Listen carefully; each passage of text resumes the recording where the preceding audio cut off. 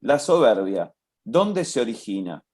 ¿Cómo se puede entender y trabajar en ella?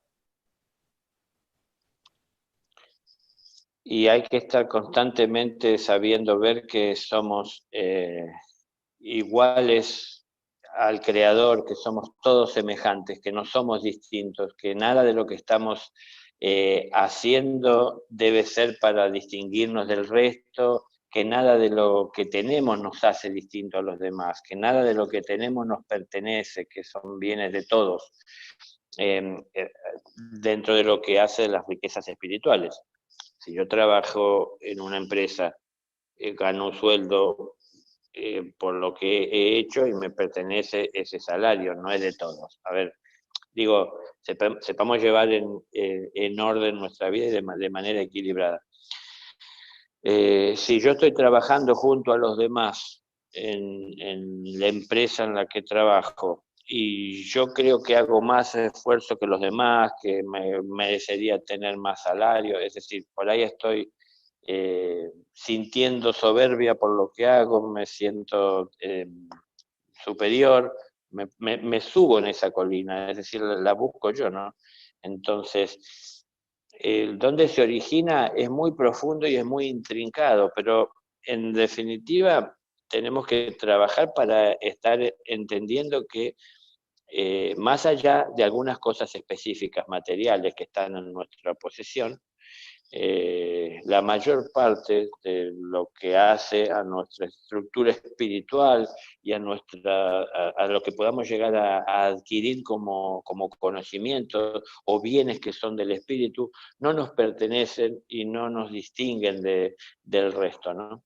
Entonces, lo que decía Jesús, aquel que quiera ser el mayor de todos, sea el siervo de los demás. Entonces, la, la, la actitud o la imagen es la que algunas veces les he relatado, ¿no? Un pastor, un maestro, camina detrás del rebaño, no delante. Porque quien va delante no ve a quien viene detrás, que es a quien tiene que servir. Entonces, si uno quiere servir, tiene que ir detrás, para ver delante a quien necesita, qué necesita. Y uno puede siempre acercarse a acompañar y a ayudar haciendo su aporte, pero siempre estando detrás, ¿no? Entonces, un poco, sé que tal vez no es la mejor respuesta, pero es la actitud en la vida para combatir a veces la soberbia, ¿no? Ponerse en ese lugar, sentir el gozo, la alegría de poder ser útil en algún momento. Hay que estar solo atento y ver dónde está la necesidad, que es distinto al ego que está viendo constantemente, anda a la caza o a la pesca, de a quién puede sacar o de quién puede sacar provecho para beneficio personal sin analizar a lo mejor de que puede dejar con hambre a aquel al que le está tomando, ¿no? Está pensando tan solo en sí. Entonces, tener esa actitud en la vida es una forma de combatir esos orígenes o esa presencia de la soberbia, ponerse detrás. Para llegar a estar detrás, verdaderamente ganarse ese lugar, no que yo me quiero poner en ese lugar aunque no me lo he ganado. Para poder llegar a estar en ese lugar, hay que tener la conciencia suficiente para distinguir en quienes van delante cuáles son sus necesidades y cómo administrar de manera justa, medida, apropiada lo que hay que acercarles para saciar su necesidad. Entonces, es esta actitud en la vida la que va ayudando a que alcance mi sabiduría. Entonces, nadie va a alcanzar la sabiduría de otro. Nadie se hace sabio por estar al lado de un sabio. Entonces, el sabio alcanzó esa sabiduría a partir de poner en práctica todo lo que reconoció como verdad. Y entonces lo incorporó a su vida. Y al hacer la experiencia de poner en práctica la verdad que reconoció, eh, a, por la propia práctica, es que se hizo consciente. Y entonces eso trajo esta sabiduría. Aprendió de su propia experiencia. No es que aprendió de lo que leyó o de lo que le dijeron o de lo que le inculcaron o le forzaron a creer, ¿no? su propia experiencia. Entonces, para estar en ese lugar, naturalmente hay que transitar este camino. Entonces, son muchas de las cosas que tendremos que tomar en cuenta y que ver para combatir a la soberbia. En ese combate sobre la soberbia, buscando la humildad, ponerse detrás, yo no busco que me vean. Si yo quiero servir, lo que busco es ver. Entonces, yo sé que el más importante de todos me está viendo y él sabe de cuál es mi necesidad y no tengo que pedirle, sé que él la reconoce. Lo que sí yo tengo que reconocer cuál es mi necesidad a la hora de trabajar.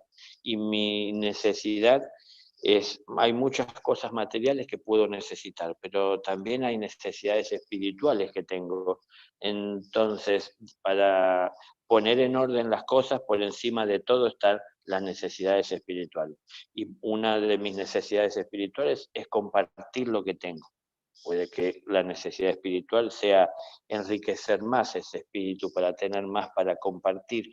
Bueno, cada uno verá y sabrá cómo es. Pero sé que llevando adelante esto que tengo para acercarlo a quien lo necesita, no importa quién soy, dónde estoy, nadie me toma en cuenta y me ve ahí atrás porque ellos van marchando por ese camino adelante.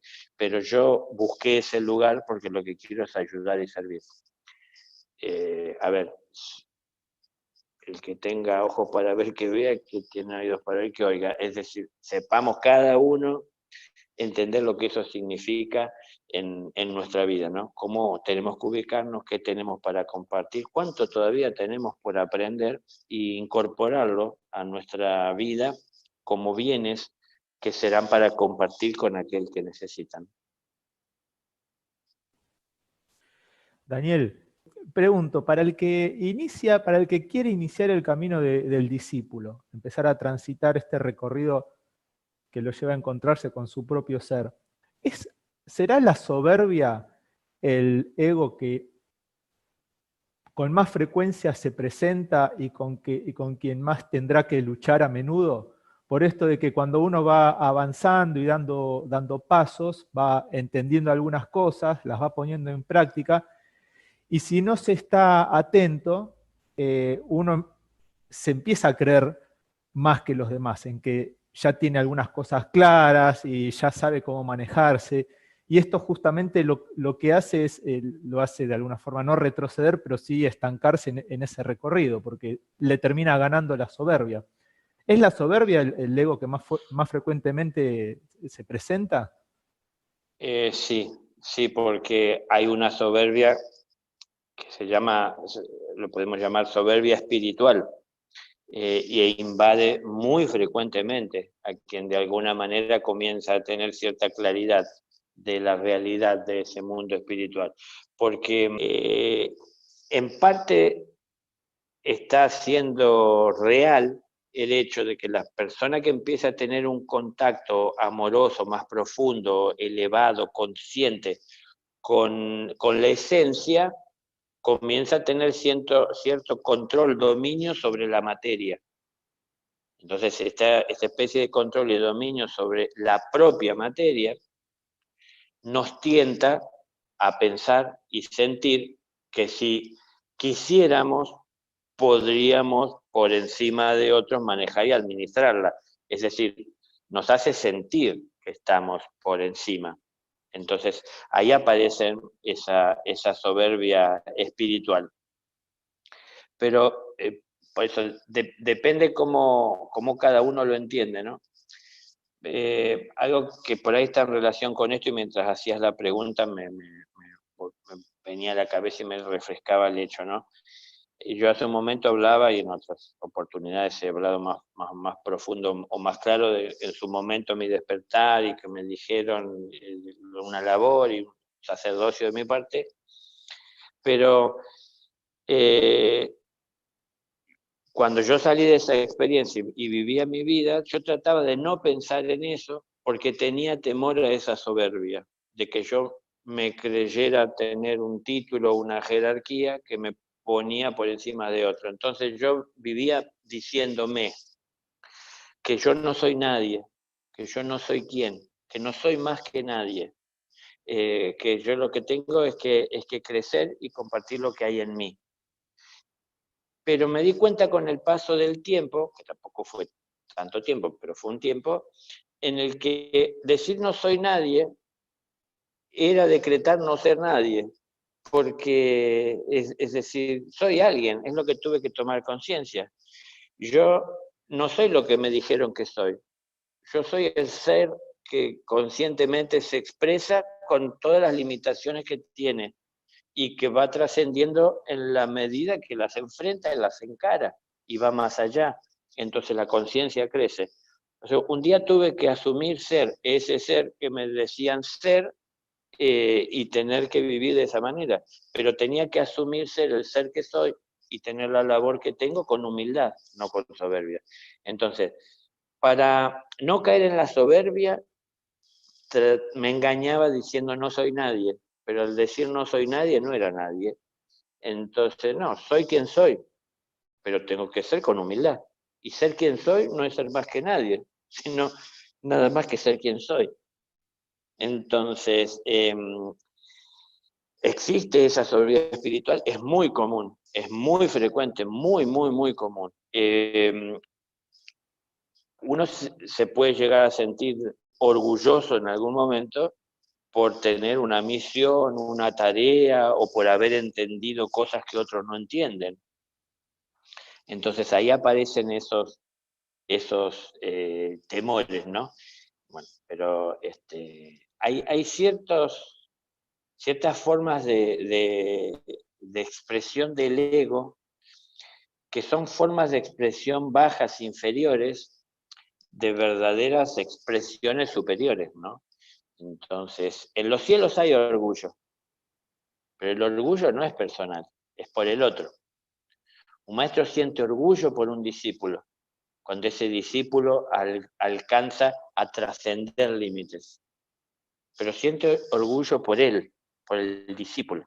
No siente orgullo el maestro de decir gracias a mí o por mí, o si no hubiese sido por mí no hubiese podido, no. Siente el orgullo por él, ¿no? Entonces, es distinto, bueno, estas son palabras, puedo repetir, textuales del maestro Kutumi, ¿no? Él dijo, no confunda el orgullo de hombre con orgullo de maestro. Hay orgullo, hay expresiones en los cielos, porque no es que se carece de emociones o de expresiones. Es decir, no desaparece el deseo, no desaparece la intención. Lo que pasa es que nadie está atado a ellos o sometido por ellos.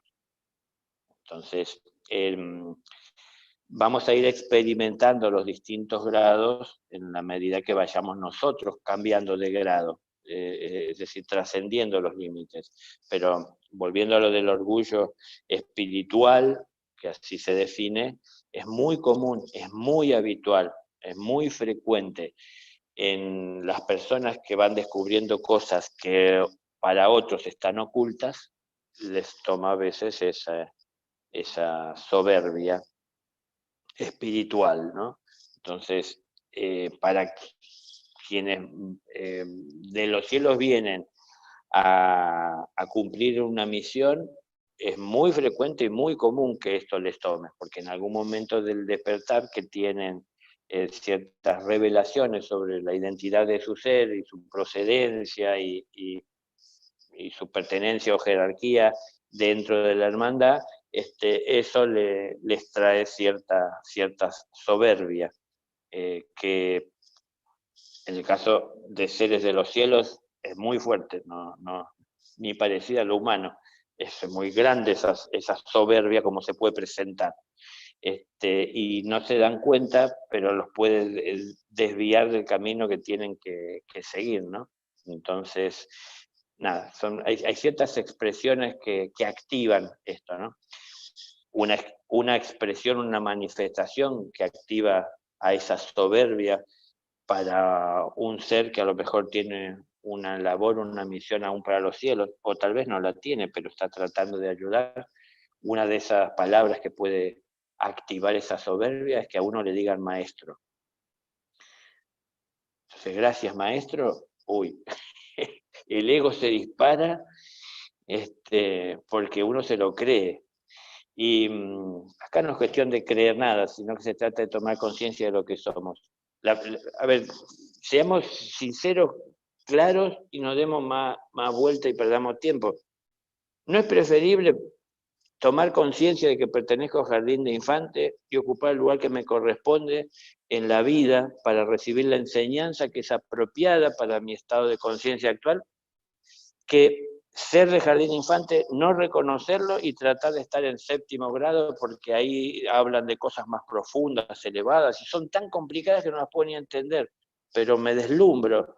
Pero al final no entiendo nada y estoy ahí siendo un estorbo, porque alguien de jardín de infantes en un aula de 7º grado, lo que hace es complicarle el estudio a los que tienen que estar en ese aula y la vida del maestro. Entonces, socialmente, si no nos ubicamos cada uno en nuestro lugar, como espíritu, como seres que somos, con la formación que podemos tener aún en el mundo, desde nuestros oficios, desde nuestra preparación, ponernos en el lugar que nos corresponde. Es muy lindo decir, para lo que necesites contar conmigo, pero cuando el otro necesita no sé hacer nada. Entonces, en lugar de quedar bien, decir, mira, yo tengo la voluntad de ayudarte para lo que necesites, contá conmigo, pero no soy muy ducho en prácticamente nada, así que lo que tengo es la intención. Pero por lo menos hablamos de la verdad y sé con quién cuento, pero si voy a llamar a alguien que me dijo que cuente con él para lo que necesite, cuando lo que necesito es algo específico y él no lo sabe. Hay mucha gente que busca no saber, yo lo he experimentado tantas veces, porque saber más es de alguna manera exponerse a que demanden más de mí. Entonces, a mí solo me contrataron para hacer esto y yo lo único que hago es esto. Si en el lugar que estoy trabajando sobre mi mesa se quemó un foco, yo no me interesa aprender a cambiar el foco porque no es mi trabajo. Porque si aprendo a cambiar el foco, capaz que el día que se queme me van a llamar para que lo haga. Prefiero ignorarlo. Es una posición muy común en la vida, lamentablemente, de no querer saber más de lo necesario, no meterse más de lo necesario, pero para poder trascender ese límite egoísta, tenemos que comprender plenamente el amor que hay en nosotros. Y cuando lo podamos comprender plenamente, vamos a ver que no tiene los límites que creemos que tiene. Y cuando veamos que no tiene límites y que él busca de ir más allá, entonces vamos a empezar a encontrar y a buscar y encontrar fuerzas en nuestro interior para ir quitando esas barreras que lo estaban limitando. Y entonces vamos a poder comprender al amor manifestándose más allá de límites. Y entonces eso nos va a llevar a un mundo que va a ser distinto al que estamos acostumbrados a vivir y distinto al mundo que vive la mayoría, aceptando los límites. Entonces, esa actitud natural se la puede aceptar más fácilmente y va paulatinamente llegando a nuestra vida y de a poco y en algunos momentos la soberbia puede llegar a presentarse. Pero hay que ser coherentes y saber ver la realidad que estamos viviendo, ¿no? Yo les he contado también en alguna experiencia en la cual yo sentía que lo que me estaban diciendo podía ser la expresión de mi soberbia, porque había un reconocimiento de mi condición espiritual. Entonces dije, no, esto debe ser una manifestación de mi orgullo, por ejemplo, porque como yo soy Daniel, no tengo ninguna formación ni lectura. Y entonces, ¿qué hice en ese momento? Simplemente me comparé con las demás personas. Y cuando me comparé con las demás personas, vi que no tenía absolutamente ninguna diferencia con ninguna persona. ¿Qué es lo que me hace diferente? ¿Por qué me sentí soberbia si soy exactamente igual a cualquiera, no? Entonces, a ver, digo esto porque tenemos que buscar nosotros y encontrar las formas de saber ubicarnos en esos sitios. Alguna vez alguien estaba haciendo, y yo lo sentí, un trabajo sobre mi cuerpo físico, pero yo no los podía ver, yo sabía que estaban, no los podía ver, y ese trabajo que estaban haciendo generaba en mi cuerpo físico una vibración muy, muy grande.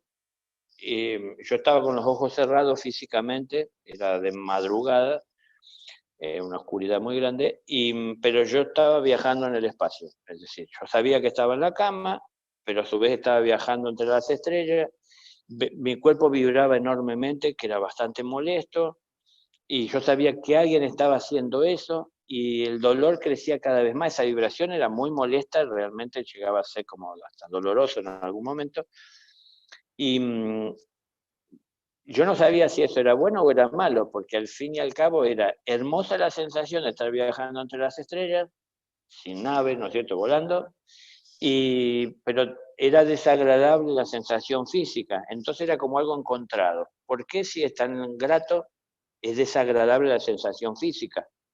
Entonces, como yo sabía que alguien estaba trabajando conmigo, yo veía varios, pero no los veía directamente, los intuía, los sabía, ¿no?, que estaban ayudando con todo eso o que lo estaban generando con su obrar, con la labor que estaban llevando adelante. Entonces no sabía si era bueno o si era malo. Entonces lo que dije fue, bueno, yo sé que están haciendo esto conmigo y no sé si es bueno o es malo, pero si es bueno, digo, pongo toda la luz que hay en mi corazón en sus manos para ayudarles con la labor que están haciendo y agradezco la ayuda. Y si es malo, pongo todo el amor que hay en mi corazón en el de ustedes, para que desistan con lo que están haciendo, porque no van a cambiar mi camino y mi rumbo, por más dolor que me quieran ocasionar. Bueno, cuando dije eso, se multiplicó el dolor. Entonces, se incrementó la confusión, si se quiere, pero yo seguía en lo mío, que no me iba a rendir. Bueno, terminó siendo que nada, mi cuerpo estaba siendo alterado un poco para ver desde otro lugar la vida. Y entonces, cuando terminó todo ese proceso, porque ya no soportaba más yo el dolor, me encontré con quien lo estaba haciendo y esto.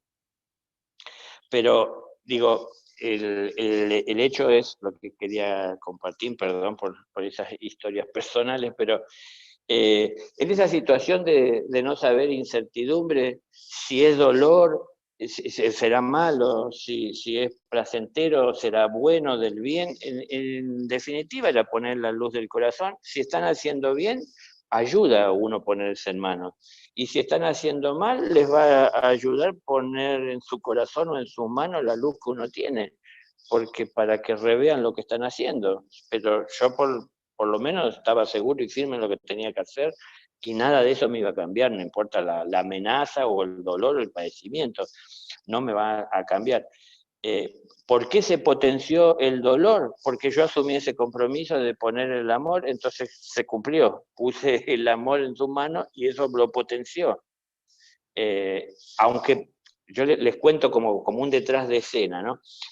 Porque desde lo visible, uno todavía se cuestionaría más si es bueno, porque el dolor se incrementó.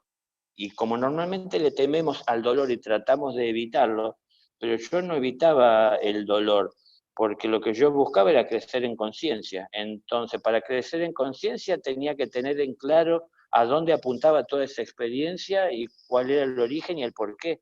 Y si yo desistía por el dolor, no me perdía toda la noción y el conocimiento que adquirí por enfrentarlo, ¿no? Entonces, bueno, es decir, muchas cosas parecidas, cercanas, similares, nos pueden llegar a pasar, y siempre tenemos que estar poniendo lo mejor que hay de nosotros en las manos de Dios para que sea Él quien administre las experiencias, porque yo tengo intención, yo quiero, pero hay muchas cosas que no sé. Cuando tengo que transitar, perdón, un camino que no he transitado, es lógico que exista la duda, que haya interrogantes, cuestionamientos, que aparezcan ciertos temores. Entonces en esos momentos me pongo en manos de Dios y pongo en sus manos la luz que hay en mí, para que Él sea quien me guíe.